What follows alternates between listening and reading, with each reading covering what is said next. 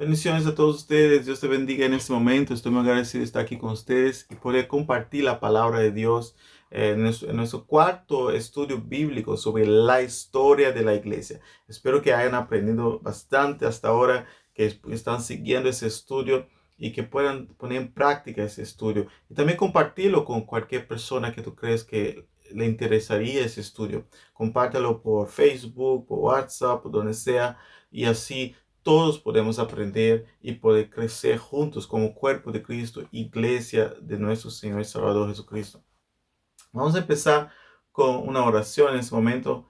Gracias, Padre, por tu presencia, tu amor, tu bondad. Gracias que tú nos hablas a nosotros todos los días y siempre tienes algo nuevo que enseñarnos. Queremos servirte, amarte más cada día y estar en tu presencia, Señor, y aprender de ti. Y que todo lo que aprendamos en nuestros estudios podamos poner en práctica en nuestra vida y que sea de buen provecho para nuestro caminar día a día. Te agradecemos, Señor. Bendigo a cada uno que nos escucha en esta oportunidad. Bendice sus vidas, sus hogares, en el nombre de Cristo Jesús. Amén. Amén. Gloria a Dios. Hey, un estudio tremendo tenemos hoy. Dios ha trabajado durante la historia. Dios ha movido personas para su reino y que personas que han hecho cosas grandes en su reino. Y nosotros estaremos aprendiendo sobre esto hoy. Y es un tema muy interesante. No lo pierdas. Y si tú todavía no has participado en los estudios anteriores, te invito también a verlos luego, los tres anteriores que también son de gran bendición para nuestras vidas. Muy bien, hoy tenemos la parte 4 de los estudios que estamos hablando, la historia de la iglesia que somos nosotros, el evangelio que tenemos, cómo llegó hacia nosotros, cómo fue el recorrido desde los apóstoles hasta nosotros. Estamos aprendiendo y creo que es de gran ayuda para también hablar a los demás. A veces personas nos hacen preguntas sobre el pasado, sobre la iglesia, y nosotros no sabemos muy bien, y aquí en estas lecciones podemos aprender bastante sobre eso. No vamos en detalles muy profundos, pero en general hablamos sobre cosas que pasaron en la historia que son significativas para nosotros hoy. Hoy estaremos en la parte 4 del año 200 al año 350 después de Cristo. Y en esos años fue donde la iglesia empezó a tener su estructura y su legalización. La iglesia entonces empezaba a tener un tipo de estructura, un tipo de, y también fue legalizada, como vamos a ver en algunos momentos. Hoy estaremos hablando sobre algunos padres de la iglesia. Cuando digo padres de la iglesia, me refiero a, o se refiere a personas que defendían la fe, personas que escribían libros y personas que estaban ahí activos en la iglesia como ancianos, obispos o líderes que estaban defendiendo la fe perante muchos ataques de doctrinas del Imperio Romano, también de falsas doctrinas en la iglesia. Todo eso vemos a personas que Dios levantó para combatir esto. Hoy estaremos hablando sobre Tertuliano, estaremos hablando sobre Orígenes de Alejandría y Eusebio. Esos tres hombres estaremos hablando hoy. Y luego estaremos hablando sobre la legalización de la iglesia bajo el emperador Constantino, que es un punto clave en la historia del cristianismo.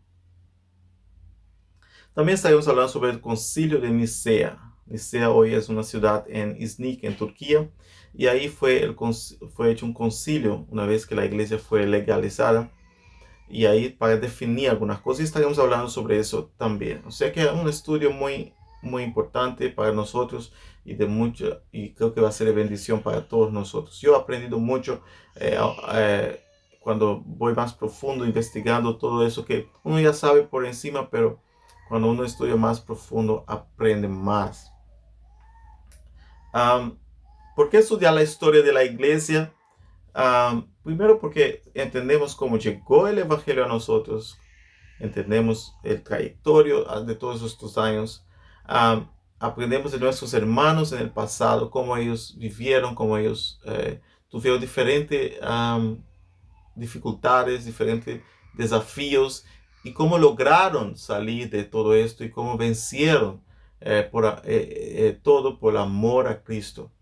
Eso es muy importante. Hemos visto ya la historia de muchos mártires que sufrieron y yo creo que eh, todos ellos nos miran a nosotros y miran a nuestras vidas diciendo, ustedes pueden lograr, como dice en el libro de Hebreos, que tenemos una gran nube de testigos que están ahí y yo creo que esos mártires también son testigos de personas que lograron y vencieron por amor a Cristo.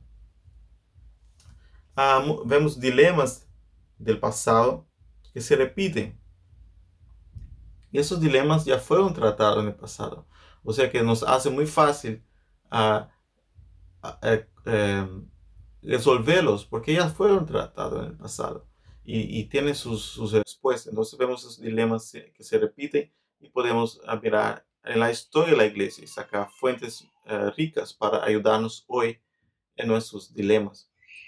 Vemos Dios trabajando en la historia en diferentes generaciones, Muy bien, entonces, ¿qué hemos visto hasta ahora? Vamos a recapitular un poco lo que hemos visto en las últimas 3 lecciones. Y hemos hablado sobre los apóstoles. Aquí ves en la tabla los años, los primeros años del año actual que tenemos. Hemos visto Pedro, Santiago, Pablo, Juan. Eso fue la generación de los apóstoles de Jesucristo. Después hemos visto algunos padres que vinieron después de ellos, algunos obispos, como Clemente de Roma, hemos hablado sobre eso, Ignacio, hemos hablado sobre Papias, Policarpo, que fue también discípulo de Juan, como también Clemente de Roma, también es mencionado por Pablo. Son personas que vivieron justo después de los apóstoles, que vivieron con ellos, que tenían influencia directa de los apóstoles. Luego vimos a Justino Mártir y Teófilo de Antioquía y Ireneos, ya que son las siguientes generaciones que no tuvieron contacto mismo con los apóstoles, pero ya tuvieron con personas que estuvieron con los apóstoles. Muy bien, quisiera leer con ustedes también en Mateo 16, versículos de 13 al 18, que nos dice: Cuando llegó Jesús a la región de Cesarea de Filipo, preguntó a sus discípulos diciendo: ¿Quién dice los hombres que es el Hijo del Hombre? Y ellos dijeron, unos Juan el Bautista, y otros Elías, pero otros Jeremías, otros uno de los profetas. Él les dijo: ¿Y vosotros quién decís que yo soy? Respondiendo Simón Pedro dijo: Tú eres el Cristo, el Hijo del Dios viviente. Y Jesús respondiendo le dijo: Bienaventurado eres, Simón, hijo de Jonás, porque de esto no te lo reveló carne ni sangre, sino mi Padre que está en los cielos. Yo también te digo que tú eres Pedro, y sobre esta roca edificaré mi iglesia, y las puertas del Hades no prevalecerán contra ella. Amén. Yo creo que ese texto es clave para lo que vamos a tratar hoy. Aquí vemos a Jesús siendo descrito por Pedro que Él es el Cristo, el Hijo de Dios viviente. Esto estaremos hablando hoy sobre el Tratado de Nicea, muy importante. Y Jesús dice que las puertas del Hades no podrán prevalecer contra la iglesia. Y eso vamos a ver hoy también, como durante toda esa persecución del Imperio Romano, la iglesia permanecía, la iglesia seguía avanzando y no hubo nada que pudo destruirla. Las promesas de Dios, nadie puede con ellas. No importa el imperio cuán poderoso sea, Dios prevalece. Dios siempre prevalece. Aleluya. Gloria a Dios. Entonces ese versículo es clave aquí para lo que vamos a tratar hoy. Muy bien, entonces vamos a la siguiente tabla de los padres de la iglesia que vamos a tratar hoy. Tertuliano vivió de 130 a 230. Orígenes de 184 más o menos a 254. Eusebio de 263 a 339. Y Constantino, que es el emperador, vivió desde 272 a 377. Entonces ya estamos moviendo más en dirección a la mitad del siglo III y ya a partir del siglo III y IV. Tertuliano. Tertuliano nació y vivió y murió en Cartago, en actual Túnez. Aquí vemos que muchos de los padres de la iglesia eran del norte de África y, o sea, tenemos los del norte de África y tenemos los de Roma. Se sabe poco de su vida ya que se basa en lo que Eusebio y Jerónimo escribieron de él. Su conversión al cristianismo ocurrió alrededor del año 197, 198. Entre 196 y 213 Tertuliano escribió muchos libros. Es uno de los que más escribió y es una pena que no tengamos todos los libros de él, pero algunas cosas se han preservado. Y fue el primero a escribir en latín. Si tú te acuerdas que en aquel tiempo la gente escribía y hablaba mucho en griego, y ahora Tertuliano escribe en latín también para los hermanos de habla latín. Y es el primero que usa el término Trinidad en latín. Entonces le escribió mucho de defender la fe y todo, pero al final de sus años se convirtió a una secta cristiana llamada montanistas. Secta que creía que la Nueva Jerusalén ya estaba llegando y que sus profecías eran tan importantes como los escritos apostólicos. Esta secta estaba creciendo también mucho. Ellos se apartaban, ellos pensaban que ya estaba llegando el fin. Y vivían de profecía en profecía, de sus propias profecías, claro, y decían que esas profecías eran tan equivalentes como lo que está escrito en la Biblia. Y bueno, Tertuliano era muy dedicado a Cristo y él estaba pensando o llegó a pensar que la iglesia que él estaba no era suficientemente estricta como tenía que ser y se hizo parte de esta secta que se llamaba montanistas. Y bueno, una pena que al final de su vida fuera participante de esa secta. No sabemos preciso cuán lejos era esa secta, pero algunos escritos hablan de esos tipos de cosas que ellos hacían, que era pasatiempo aparte, esperando la venida de profecía en profecía, y esas profecías eran como animando a la gente a vender todo, esperar a Cristo, ya está volviendo, ya es el fin, ya la Nueva Jerusalén está llegando, y ese tipo de cosas. Y bueno, eso fue Tertuliano, pero sus libros, sus escritos son de gran valor, lo que él escribió como apología del cristianismo, defensa del cristianismo. Tenemos también a Orígenes de Alejandría,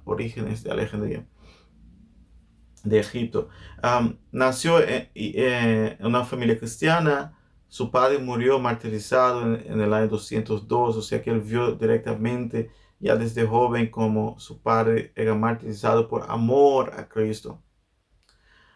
Escribió, según Jerónimo, alrededor de 800 obras, la mayoría referidas a comentarios sobre la Biblia. O sea que aquí vemos un hombre que escribe comentario sobre la Biblia. Él ponía la Biblia en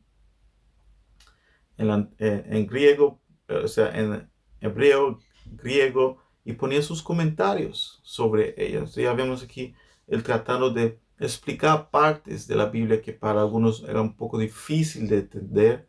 Entonces vemos ese tipo de escrito de Orígenes. Sus obras sobre la Biblia se dividen en tres categorías: explicaciones de pasajes difíciles, homilías, prédicas tendentes a ilustrar libros enteros de las Escrituras, y comentarios, examen sistemático de los textos. O sea que él está básicamente explicando, trata de explicar lo que es difícil, explicar los libros de la Biblia, uh, explicar sistemáticamente teologías. Entonces, estos son escritos muy valorosos que la iglesia tiene en su historia de orígenes. En el año 250 fue encarcelado durante las persecuciones emprendidas por el emperador Decio. Fue sometido a torturas durante un año y murió 4 años después como consecuencia del martirio sufrido. Aquí, un hombre que perdió a su padre en el martirio, su padre fue muerto por amor a Cristo. Aquí él también pasó un año siendo maltratado, torturado, martirizado por amor a Cristo, y luego también al final muere por las consecuencias de todo lo que sufrió en esos martirios. No estamos hablando de personas que no sabían lo que querían, indecisos.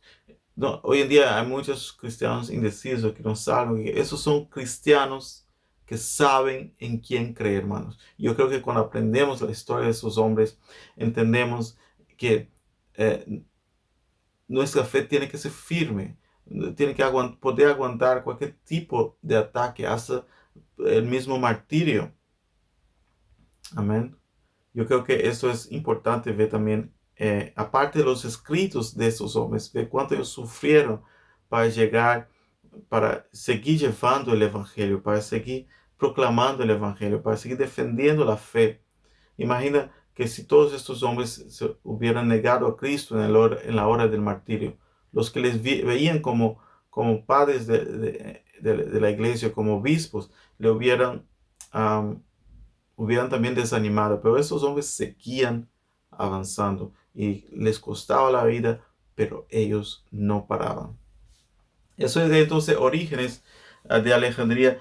Lo que vamos viendo ahora básicamente es que hay muchas preguntas, hay muchas cuestiones que son debatidas en las iglesias, y estos hombres tratan de escribir y defender la fe.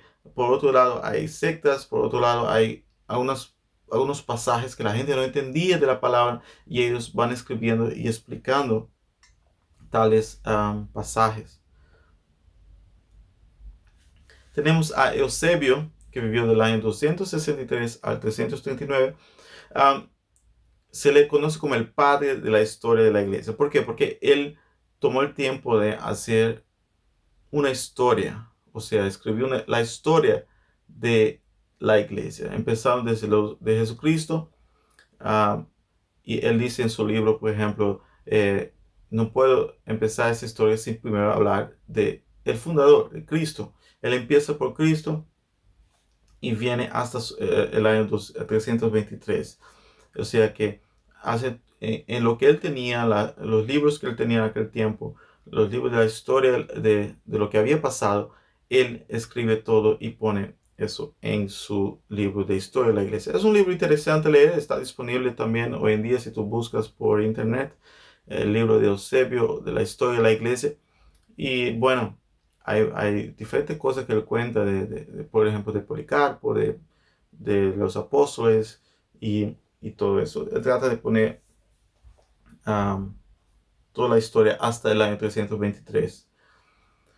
Él fue un conocido del emperador Constantino, y él hace cita como de otros autores del pasado, personas que ya hemos hablado, como Clemente de Roma, que hablamos en la segunda lección, Policarpo, etc.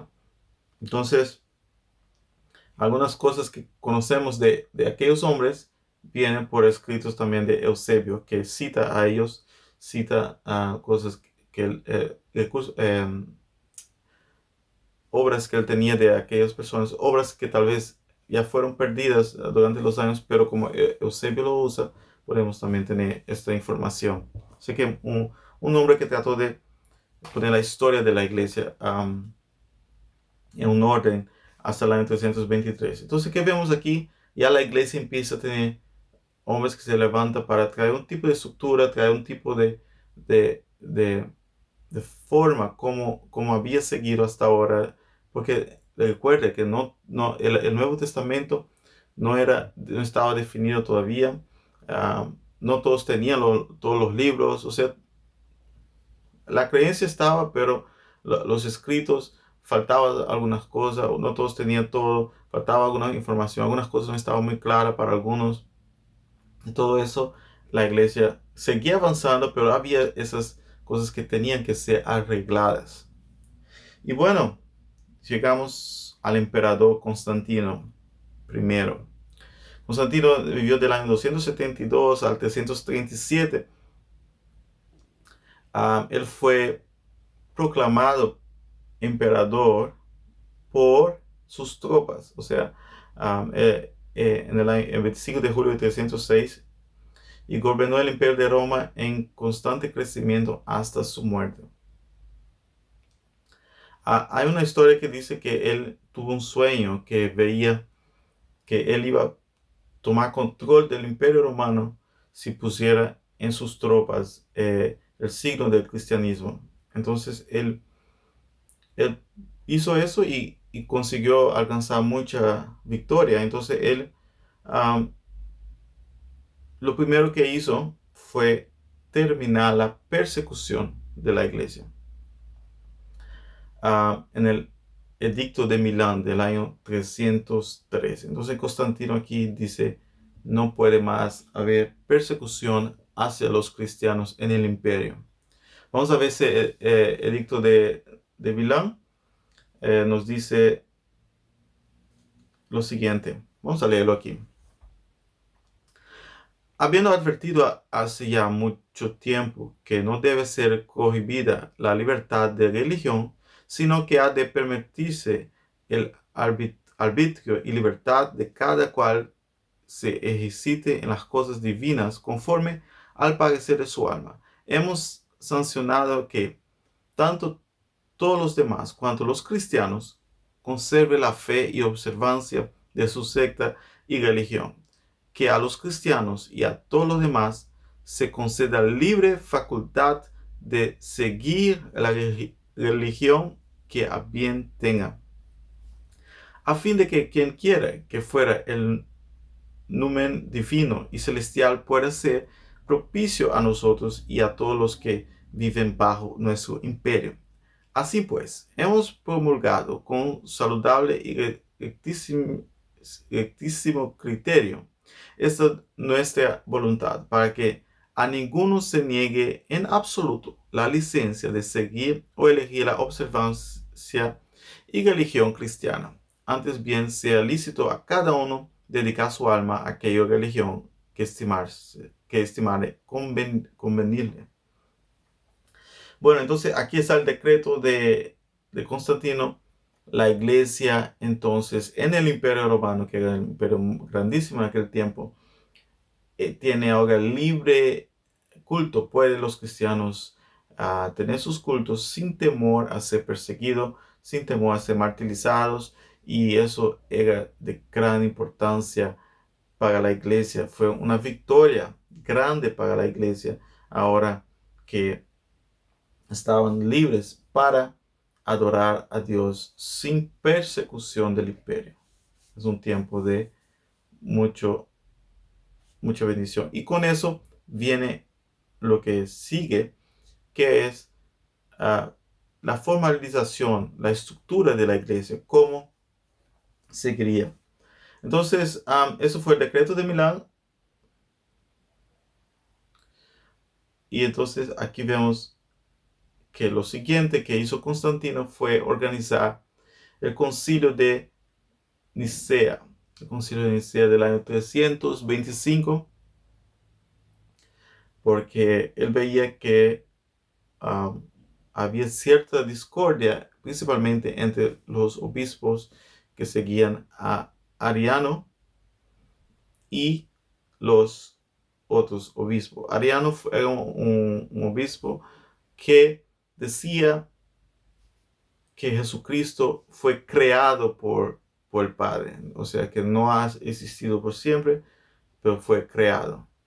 Y hoy en día nosotros aún tenemos algunas religiones que siguen este tipo de enseñanza, que han renovado esa enseñanza, porque se terminó, pero luego se renovó otra vez en los últimos tiempos. Um, entonces aquí vemos que había llegado el fin de las persecuciones en el imperio y ahora era el tiempo de combatir las herejías. Se forma el Concilio de Nicea con el propósito de resolver los desacuerdos surgidos entre la iglesia, en particular si el Hijo había sido engendrado por el Padre desde su propio ser y por tanto tenía principio, o bien creado de lo nada y lo tanto tenía un principio. O sea, si no tenía principio el Hijo o si fue creado. Esa es la cuestión principal de ese concilio. Aquí vemos que ahora la iglesia podía dedicarse a combatir falsas enseñanzas. Entonces aquí vienen los 300, más o menos 300 obispos, y se dice entonces que fue el siguiente concilio después del concilio de Jerusalén. El concilio de Jerusalén lo vemos en Hechos, como los hermanos allá se reunieron en cuestión de los gentiles que se estaban convirtiendo a Cristo. Muy bien, el tema principal era entonces de este concilio de Nicea era el arianismo, doctrina de Ario. Y Ario también estaba ahí presente en ese concilio y defendía su doctrina. Él era presbítero de Alejandría en Egipto y él decía que Jesucristo fue creado. Entonces Ario también estaba ahí defendiendo su doctrina en ese concilio, y llegamos al resultado del concilio de Nicea, que ustedes conocen. Si usted ha participado de nuestro estudio bíblico sobre la Trinidad, usted conoce sobre entonces el concilio de Nicea. Se llegó a la conclusión y sacaron esta conclusión. Creemos en un solo Dios, Padre Todopoderoso, Creador de todas las cosas, visibles e invisibles, y en un solo Señor Jesucristo, el Hijo de Dios, unigénito, nacido del Padre, es decir, de la sustancia del Padre, Dios de Dios, luz de luz, Dios verdadero de Dios verdadero, engendrado, no creado. Aquí claramente ellos dicen que el arianismo es rechazado. Jesucristo no fue creado. Él siempre ha existido. De la misma naturaleza del Padre, porque en todo fue hecho, o sea que es el mismo, es Dios también, Jesucristo también es Dios. Dice, tanto lo que hay en el cielo como en la tierra, que por nosotros, los hombres, y por nuestra salvación bajó y se encarnó, se hizo hombre, padeció y resucitó al tercer día y subió a los cielos. Vendrá a juzgar a los vivos y los muertos. Y creemos en el Espíritu Santo. Y a los que dicen, hubo un tiempo en que no existió el Hijo. Antes de ser engendrado, no existió. Fue hecho de lo nada o de otra hipostasia o naturaleza, pretendiendo que el Hijo de Dios es creado y sujeto a cambios y alteración. A estos los anatemiza la Santa Iglesia Católica Apostólica. Aquí claramente ellos dicen, ariano, si sigues en tu creencia, tú no eres parte más de la Iglesia Católica. Católica significa universal. Aquí todavía no estaba definido la Iglesia Católica como nosotros conocemos hoy como la Iglesia Católica, sino que católico aquí sería la Iglesia universal, todos los cristianos representados en todas estas, en todo este concilio, y que estaban ahí presentes, y los que tomarían esta doctrina. Entonces aquí el Padre y el Hijo son, o sea, el Hijo no es creado, el Hijo siempre ha estado con el Padre. Eso es lo importante que se define aquí en Nicea. Y luego el Espíritu Santo, dice aquí creemos en el Espíritu Santo. No está muy claro sobre el Espíritu Santo, pero luego los hermanos hacen un otro concilio para aclarar esa parte, porque parecía que no quedó muy claro. Y ese es el concilio de Constantinopla. En el año 381, los hermanos se sientan otra vez, los obispos, y hacen la siguiente declaración. No han cambiado el de Nicea, o sea, el Nicea está ahí, sino que ellos lo aclarecen más. Dicen: creemos en un solo Dios, Padre Todopoderoso, Creador del cielo y de la tierra, de todo lo visible y lo invisible, y en un solo Señor, Jesucristo, el unigénito de Dios, nacido del Padre antes de todos los siglos, luz de luz, Dios verdadero de Dios verdadero, engendrado, no creado, consustancial con el Padre. O sea que siempre ha estado con el Padre, ¿no? Porque en todo fue hecho, que por nosotros los hombres y por nuestra salvación bajó del cielo y se encarnó por obra del Espíritu Santo y de María la Virgen, y se hizo hombre. Por nuestra causa fue crucificado en el tiempo de Poncio Pilatos, y padeció y fue sepultado. Resucitó al tercer día, según las Escrituras, y subió al cielo, y está sentado a la derecha del Padre, y del nuevo vendrá con gloria para juzgar a vivos y a muertos, y su reino no tendrá fin. Y en el Espíritu Santo, Señor y dador de vida, que procede del Padre, que con el Padre y el Hijo recibe una misma adoración y gloria, que habló por los profetas. En una iglesia santa, católica y apostólica, confesamos un solo bautismo para la remisión de los pecados. Esperamos la resurrección de los muertos y la vida del mundo futuro. Amén. Aquí entonces ellos aclarecen más sobre el Espíritu Santo, que también el Espíritu Santo es recibido de gloria, que también viene del Padre, o sea que de la Trinidad está definida aquí. Entonces, claramente la iglesia va definiendo diferentes tópicos que no estaba muy claro para los hermanos. Eso no quiere decir que ellos inventaron eso. Es muy importante saber, ellos no inventaron eso. Ellos estudiaron las escrituras, estudiaron los escritos de los apóstoles y llegaron a esta conclusión, que esto es lo que enseñan las escrituras. Muchas personas se equivocan en eso. Ellos piensan que en estos concilios ellos inventaron cosas. No, aquí estaban hombres que seguían el obispado, que aprendieron de personas que aprendieron de los apóstoles, personas que tenían ellos tenían muchos escritos de todas las cartas que hemos hablado. Se vio todo esto y claramente las escrituras enseñan esto. Y por eso tenían que ser definido que eso es lo que enseña, para que nadie enseñe otra cosa. Y aquí vemos que en estos años fue entonces definido la Trinidad, y era algo ahora que todos los cristianos podían tomar y tener y compartir, y saber que eso es lo que dice las escrituras. Muy bien. Entonces vemos aquí en resumen, los primeros 3 siglos los cristianos fueron perseguidos. El cristianismo sufrió muchas persecuciones. Fue un tiempo sangriento para la iglesia. La iglesia estaba siendo atacada por externos, por la persecución, e internamente por falsas doctrinas que se levantaban, herejías que venían y querían tomar el pueblo de Dios, aquellos que habían sido escogidos por Dios.